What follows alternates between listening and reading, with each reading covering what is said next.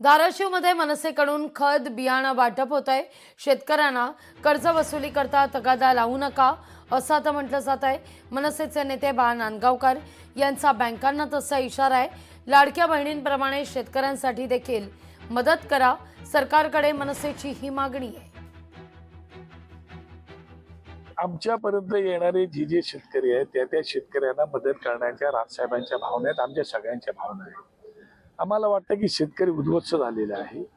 निसर्गाने पाऊस आता पाडले, त्याला आपण काही करू शकत नाही। अशा वेळेला तो शेतकरी उभा राहायला पाहिजे आणि म्हणून आम्ही आमच्यापर्यंत खत बियाणं देतो आहोत। मेडिकलचे बरेचसे सामान आम्ही या ठिकाणी आणलेलं आहे। मला असं वाटतं जर सरकारने कशा प्रकारचं ठरवलं होतं तर 7/12 कोरा करावा, कर्ज माफ करावं, तुमचे एनडीआरएफचे जे काही निकष आहेत ते बाजूला ठेवावे, ओला दुष्काळ जाहीर करून टाकावा, शेतकऱ्यांना जेवढी मदत करता येईल तेवढं करण्याचा प्रयत्न करावा। लोकशाही मराठी ऐका, पहा, जागरूक रहा।